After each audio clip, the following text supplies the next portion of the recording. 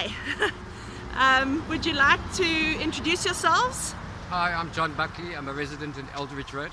And you are? Michelle Buckley. Okay. Michelle and John, well, Michelle contacted me initially about this leak which has been going since before lockdown. John, you were saying that how much water is it that could be lost in this process? This water is flowing 24/7. It's been flowing for more than 4 months. The water is potable water. It's drinkable water, and it's costing the council an enormous amount of money despite repeated efforts to try and get it resolved. And during this time when people are not taking meter readings and they're using estimates, well, is there a danger that they might end up trying to charge the residents for it? Or are you not worried about that? I think they will. Yeah. I definitely think they will.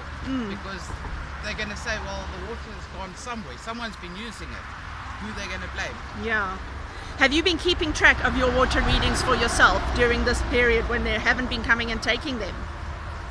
No, not really. I haven't actually thought about it. Yeah. But I know there's been issues with water accounts. Yeah.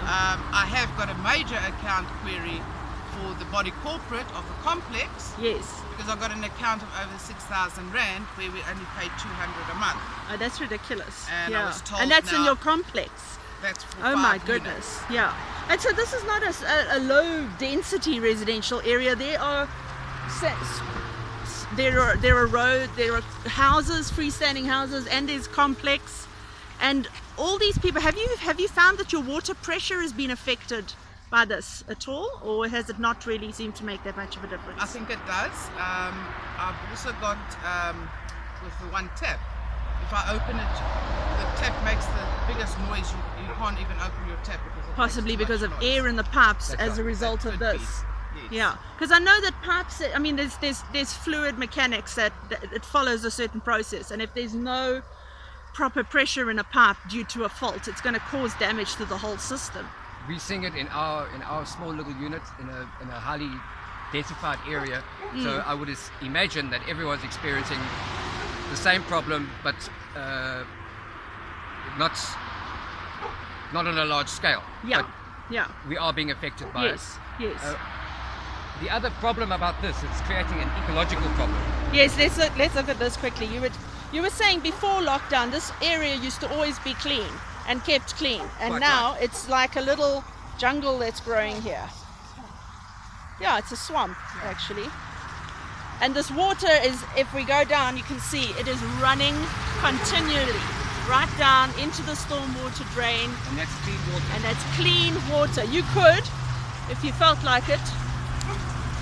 I wouldn't, because of the fact that it's been running through past the dirty road, but you could drink this water. This is the water that we are expecting to have on tap as citizens of a city with an infrastructure. Quite right. And this is the water someone has to pay for. Yeah, And yeah, I'd like to know who's paying for this loss yeah, and who can be held accountable for no action for yes, 4 months, yeah. despite repeated reference numbers. We've got those reference numbers. We'll be following it And up with the dates city. and times. and Yeah. My biggest concern is if it blows, which I've seen pipes literally blow. Well, we've seen it into in the other air, areas where it And- becomes a huge sinkhole. or a sinkhole, and the road is blocked because it's a narrow road. It's not a very wide road. Yeah. If that happens, everybody from that point down will be affected. You're either going to be blocked in, that you Yeah. can't go to work or Yes. go out, or you're going to be blocked on the outside and you can't get into the house. Yeah. Who's going to take responsibility for me losing a day or two at work? Or if there's an emergency, say when someone gets sick and they're unable to access medical attention. Because we have here, this is the end of the cul-de-sac, but right there is the M7, but there's no access except by foot Correct. to actually access that main road. And it's a security concern as well. If there's no access there, how do you protect the houses down here? Yeah. Or respond to an incident? It would be impossible or impractical. Yeah. Okay, thank you very much. Let's go have